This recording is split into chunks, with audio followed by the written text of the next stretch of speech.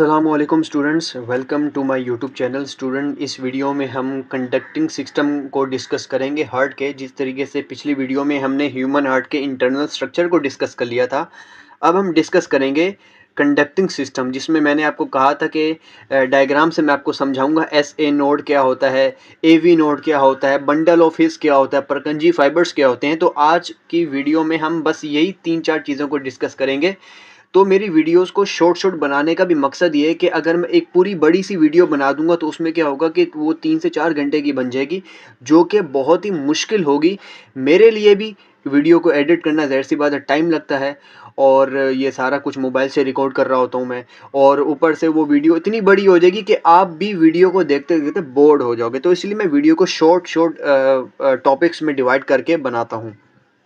तो conducting system of heart में सबसे पहले हार्ट का जो मेन इसके बारे में बताया जाता है, हार्ट एक मायोजेनिक है।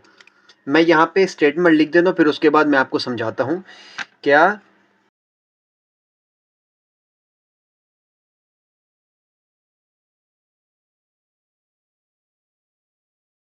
तो स्टूडेंट्स देखो, मैंने यहाँ पर एक स्टेटमेंट लिखी है और उस स्टेटमेंट का मतलब ये है कि हार्ट एक मायोजेनिक इन नेचर है। अब यहाँ पर ये मायोजेनिक से मुराद क्या है? मायोजेनिक का मतलब है कि खुद ब खुद हार्ट खुद ब खुद एक्शन पोटेंशियल जनरेट कर सकता है।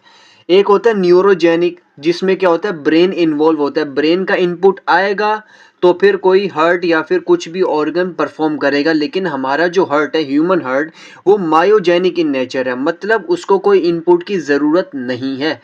तो हार्ट, हाँ, वो अलग बात है कि हार्ट रेट बाज़ औक़ात बढ़ जाता है या बाज़ औक़ात हार्ट रेट कम हो जाता है, वो उसमें ब्रेन इन्वॉल्व होता है। लेकिन मायोजेनिक का मतलब ये है कि हार्ट खुद ब खुद नॉर्मल रिदम जो हो रहा है, नॉर्मल हार्ट का धड़कना, उसको हम मायोजेनिक कहेंगे। And it contains special muscle fibre, और उसमें ये स्पेशलाइज्ड मसल फाइबर्स होते हैं जिसकी वजह से वो मायोजेनिक इन नेचर है। और उन स्पेशल मसल फाइबर्स को हम कहते हैं नोडल फाइबर्स। नोडल फाइबर्स जो कि ऑटो एक्साइटेबल है, खुद ब खुद एक्साइट हो जाते हैं, खुद ब खुद इम्पल्स को जनरेट कर सकते हैं।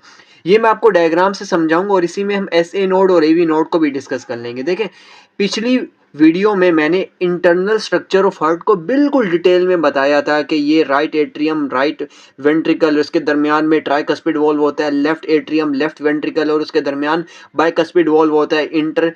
इस वाली जो सेपरेशन है राइट और लेफ्ट एट्रियम के दरमियान में, इसको हम कहते हैं इंट्रा एट्रियल सेप्टम, और इसको इंट्रा वेंट्रिकुलर सेप्टम जो बीच में होती है। खैर, इस वीडियो में वो वाली वीडियो आप लोग लाजमी देख लीजिएगा। इस वीडियो में हम एस ए नोड और ए वी नोड को डिस्कस करेंगे। देखें, सबसे पहले एस ए नोड की पोजीशन कहाँ पर होती है, तो वो राइट एट्रियम में होती है, और ए वी नोड की भी पोजीशन राइट एट्रियम में ही होती है। तो सबसे पहले स्टार्ट करेंगे हम एस ए नोड से। देखिए, ये है मसल फाइबर, जिसको हम क्या कहते हैं, जिसको हम कहते हैं S A node. S A node क्या है, यहाँ पर S A N short form में लिखते हैं, जबकि इसकी फुल फॉर्म क्या है, साइनो एट्रियल नोड। और इसकी लोकेशन कहाँ पर है, तो गौर से देखें, राइट एट्रियम है। राइट एट्रियम में टॉप पर मौजूद है, और ये राइट साइड पे है। राइट एट्रियम है ना, तो ये राइट एट्रियम की राइट साइड होगी, और ये राइट एट्रियम की ये लेफ्ट साइड होगी। तो टॉप पर मौजूद है, और राइट पे मौजूद है, और कॉर्नर पर मौजूद है। इसलिए हम इसको कहेंगे top right corner of right atrium. ये इसकी लोकेशन है, और इसको हम कहते हैं पेस मेकर। देखो, मैंने यहाँ पे लिखे, इसको हम कहते हैं पेस मेकर। साइनोएट्रियल नोड को हम कहते हैं pace maker because it initiate the heart beat, क्योंकि ये हार्ट बीट को इनिशिएट कर देता है। और इसका एक्शन पोटेंशियल, ये मैंने एक तरीके से जनरल नॉलेज के लिए यहाँ पे लिख दिया है कि साइनोएट्रियल नोड का एक्शन पोटेंशियल एवी नोड से भी, बंडल ऑफ हिस से भी, परकंजी फाइबर्स, ये सारे के सारे एक्शन पोटेंशियल जनरेट करते हैं। और उनमें सबसे ज़्यादा एक्शन पोटेंशियल जनरेट कौन करता है, साइनोएट्रियल नोड। और वो कितना करता है, 70 to 75 टाइम्स एक्शन पोटेंशियल पर मिनट। जो हमारे पास हार्ट बीट आ रही होती है, वो बिकॉज ऑफ साइनोएट्रियल नोड आ रही होती है, जो कि पेस मेकर है, क्योंकि इसी की सबसे ज़्यादा एक्शन पोटेंशियल है। ये हो गया एस ए नोड की। अब एस ए नोड जब एक्शन पोटेंशियल जनरेट करता है तो वो इम्पल्स को ट्रांसफर करता है लेफ्ट एट्रियम में और वो इम्पल्स को ट्रांसफर करता है राइट एट्रियम में। ठीक है, लेफ्ट एट्रियम और राइट एट्रियम में जब इम्पल्स को ट्रांसफर करता है तो उसके बाद क्या होता है, देखें मैंने यहाँ पे लिखा है साइनोएट्रियल नोड जब एक्शन पोटेंशियल जनरेट करता है तो वो एक्शन पोटेंशियल राइट एट्रियम और लेफ्ट एट्रियम दोनों में जाते हैं। मैंने यहाँ पे जनरल लिख दिया एट्रिया, आप यहाँ पर समझ लीजिएगा राइट एट्रियम में भी जाता है और लेफ्ट एट्रियम में भी जाता है, लेकिन साथ साथ ये एवीएन का मतलब क्या है, एवीएन का मतलब है एट्रियोवेंट्रिकुलर नोड, यानी कि एवी नोड में भी एक्शन पोटेंशियल जाता है। मैं दोबारा रिपीट कर रहा हूँ, साइनोएट्रियल नोड से एक्शन पोटेंशियल राइट एट्रियम और लेफ्ट एट्रियम में भी जाएगा और एट्रियोवेंट्रिकुलर नोड यानी कि एवी नोड में भी जाएगा। तो टोटल 3 जगहों पे जा रहा है साइनोएट्रियल नोड से। देखें, लेफ्ट एट्रियम में भी जा रहा है इम्पल्स, राइट एट्रियम में भी जा रहा है और ये एवी नोड है। इसको मैं आगे डिस्कस करता हूँ। खैर, हम अभी बात कर रहे हैं लेफ्ट एट्रियम और राइट एट्रियम में जब इम्पल्स आ जाएगा तो क्या होगा, एक्शन पोटेंशियल जनरेट हुआ साइनोएट्रियल नोड में और राइट और लेफ्ट एट्रियम में इम्पल्स आ गया तो उसकी वजह से होगी एट्रियल डीपोलराइजेशन, मतलब लेफ्ट एट्रियम और राइट एट्रियम दोनों का जो पोटेंशियल है वो चेंज हो जाएगा। इसको हम कहते हैं एट्रियल डीपोलराइजेशन। और उसके बाद क्या होगी, एट्रियल कॉन्ट्रैक्शन, कॉन्ट्रैक्शन होगी, कॉन्ट्रैक्ट करेगा राइट एट्रियम भी और लेफ्ट एट्रियम भी दोनों, और उसको हम कहते हैं एट्रियल सिस्टोल। सिस्टोल का मतलब ही होता है कॉन्ट्रैक्शन, सिस्टोल का मतलब ही होता है कॉन्ट्रैक्शन। तो इस फिनोमिना को हम कहते हैं एट्रियल सिस्टोल। कहीं कहीं पर डायस्टोल भी लिखा हुआ मिलता है, डायस्टोल का मतलब होता है रिलैक्सेशन। खैर, उसको हम कार्डियक साइकिल में डिस्कस करेंगे जो कि इससे नेक्स्ट वीडियो है। तो sinoatrial node atrial systole perform करता है, यानी कि दोनों कॉन्ट्रैक्ट होते हैं। हमने बात करी लेफ्ट एट्रियम और राइट एट्रियम दोनों में इम्पल्स जा रहा है और साथ साथ एवी नोड में भी जा रहा है।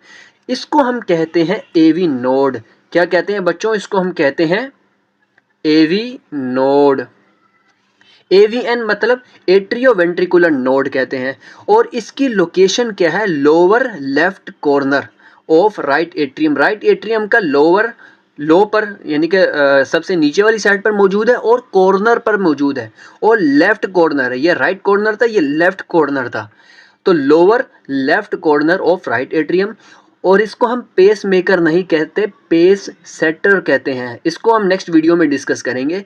और इसका एक्शन पोटेंशियल देखें, sinoatrial node S A node जो साइनोएट्रियल नोड था इसका एक्शन पोटेंशियल था 70 to 75 टाइम्स, और इसका एक्शन पोटेंशियल क्या है 60 to 65 टाइम्स। तो ये है एवी नोड, और इसका मैंने आपको ऑलरेडी बता दिया कि साइनोएट्रियल नोड से इम्पल्स एवी नोड में भी जाता है। अब एवी नोड से इम्पल्स आगे कहाँ जाएगा, वो जाएगा जनाब, इसको हम कहते हैं बंडल ऑफ हिस में।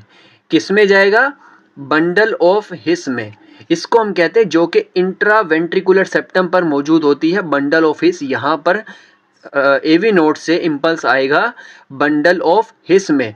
बंडल ऑफ हिस भी कहते हैं, एवी बंडल भी कहते हैं, और इसका जो एक्शन पोटेंशियल है वो एवी नोड से भी कम है, और वो कितना है 40 to 45 टाइम्स एक्शन पोटेंशियल पर मिनट।